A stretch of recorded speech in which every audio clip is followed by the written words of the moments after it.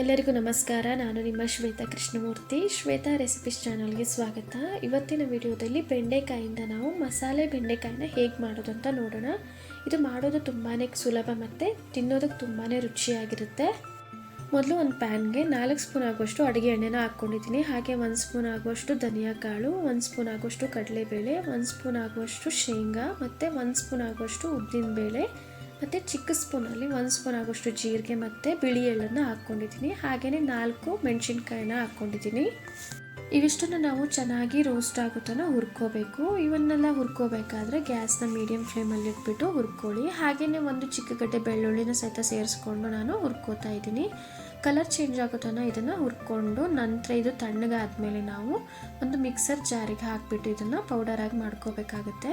ಇವಾಗ ನಾನು ಚೆನ್ನಾಗಿ ಎಲ್ಲನೂ ಹುರ್ಕೊಂಡಿದ್ದೀನಿ. ನಂತರ ಇವಾಗ ತಣ್ಣಗಾದ್ಮೇಲೆ ಒಂದು ಮಿಕ್ಸರ್ ಜಾರ್ಗೆ ಹಾಕಿಬಿಟ್ಟು ಇದನ್ನು ಪೌಡರಾಗಿ ಮಾಡ್ಕೋತೀನಿ. ನೀರೆಲ್ಲ ಏನು ಸೇರಿಸ್ಕೊಳ್ಳೋದಿಲ್ಲ. ಹಾಗೆಯೇ ಫೈನ್ ಪೌಡರ್ ಮಾಡ್ಕೊಳ್ಳೋದು ಬೇಡ. ಸ್ವಲ್ಪ ತರ್ತರಿಯಾಗಿದ್ದರೆ ತುಂಬಾ ಚೆನ್ನಾಗಿರುತ್ತೆ. ಇವಾಗ ಅದ್ರ ಜೊತೆ 1 ಸ್ಪೂನ್ ಆಗುವಷ್ಟು ಉಪ್ಪು ಮತ್ತು 1/4 ಸ್ಪೂನ್ ಆಗುವಷ್ಟು ಅರಿಶಿನ ಸೇರಿಸ್ಕೊಂಡು ನಾನು ಇದನ್ನು ರುಬ್ಕೋತೀನಿ.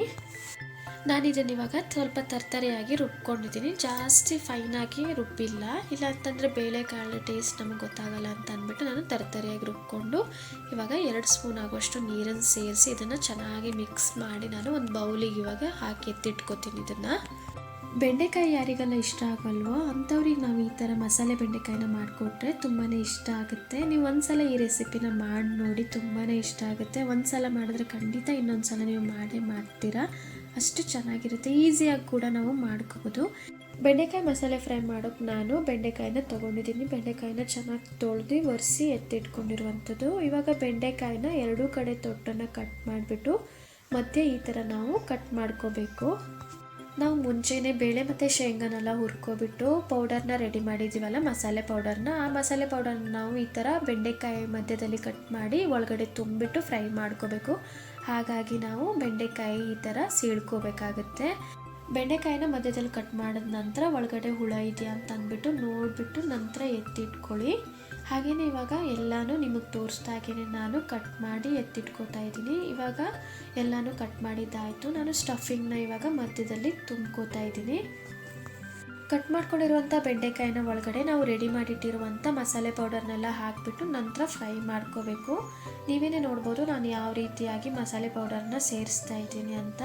ಇದೇ ರೀತಿಯಾಗಿ ಎಲ್ಲ ಬೆಂಡೆಕಾಯಿನೂ ನಾನು ರೆಡಿ ಮಾಡ್ಕೋತೀನಿ. ನಾನು ತೋರಿಸ್ದಾಗೇ ನೀವು ಕೂಡ ಇದೇ ರೀತಿಯಾಗಿ ಮಸಾಲೆ ಬೆಂಡೆಕಾಯಿ ಮಾಡೋದಕ್ಕೆ ರೆಡಿ ಮಾಡ್ಕೋಬೇಕು. ನಾವು ಬೇಳೆ ಸಾಂಬಾರೆಲ್ಲ ಮಾಡಿದಾಗ ಈ ಥರ ಮಸಾಲೆ ಬೆಂಡೆಕಾಯಿನ ಮಾಡಿಕೊಂಡ್ರೆ ತುಂಬಾ ಚೆನ್ನಾಗಿರುತ್ತೆ. ಮಧ್ಯಾಹ್ನದ ಊಟಕ್ಕಾಗಲಿ ಸಾಯಂಕಾಲದ ಊಟಕ್ಕೆ ತುಂಬಾ ಸಿಂಪಲ್ ಆಗಿರುವಂಥ ರೆಸಿಪಿ ಇದು. ಈಸಿಯಾಗಿ ಕೂಡ ಮಾಡ್ಕೋಬೋದು. ಬೆಂಡೆಕಾಯಿ ಇಷ್ಟ ಆಗಲಿಲ್ಲ ಆದವರು ಕೂಡ ತುಂಬಾ ಇಷ್ಟಪಡುವಂಥ ರೆಸಿಪಿ ಇದು. ಖಂಡಿತ ಒಮ್ಮೆ ಮನೇಲಿ ಟ್ರೈ ಮಾಡಿ ನೋಡಿ. ಹಾಗೆಯೇ ನಿಮ್ಮ ಅಭಿಪ್ರಾಯನ ಕಮೆಂಟ್ ಮೂಲಕ ತಿಳಿಸಿ. ಸಾಮಾನ್ಯವಾಗಿ ನಾವು ಬೆಂಡೆಕಾಯಿ ಪಲ್ಯನ ಮಾಡ್ತಾನೆ ಇರ್ತೀವಿ. ಈ ಥರ ಮಸಾಲೆ ಬೆಂಡೆಕಾಯಿ ಫ್ರೈನ ಒಂದು ಸಲ ಮನೇಲಿ ಟ್ರೈ ಮಾಡಿ, ತುಂಬಾ ಚೆನ್ನಾಗಿರುತ್ತೆ. ನಾನಿವಾಗ ಎಲ್ಲ ಬೆಂಡೆಕಾಯಿಗೂ ಸ್ಟಫಿಂಗ್ನ ತುಂಬಿಟ್ಟು ರೆಡಿ ಮಾಡ್ಕೊಂಡಿದ್ದೀನಿ. ನೀವೇನೇ ನೋಡ್ಬೋದು ಎಷ್ಟು ನೀಟಾಗಿ ಕಾಣಿಸ್ತಾ ಇದೆ ಅಂತ. ಎಷ್ಟು ಚೆನ್ನಾಗಿ ಕಾಣಿಸ್ತಾ ಇದೆಯೋ ಅಷ್ಟೇ ಚೆನ್ನಾಗಿ ಟೇಸ್ಟ್ ಇರುತ್ತೆ.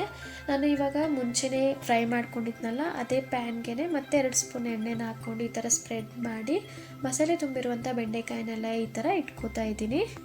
ಫ್ರೈ ಪ್ಯಾನ್ಗೆ ಮಸಾಲೆ ಬೆಂಡೆಕಾಯಿನೆಲ್ಲ ಹಾಕ್ಕೊಂಡ ನಂತರ ಮೇಲಿಂದ 2 ಸ್ಪೂನ್ ಎಣ್ಣೆನ ಹಾಕ್ಕೊಂಡು ಒಂದು ಸೈಡ್ ಇದನ್ನು ಚೆನ್ನಾಗಿ ಬೇಯಿಸ್ಕೋಬೇಕು.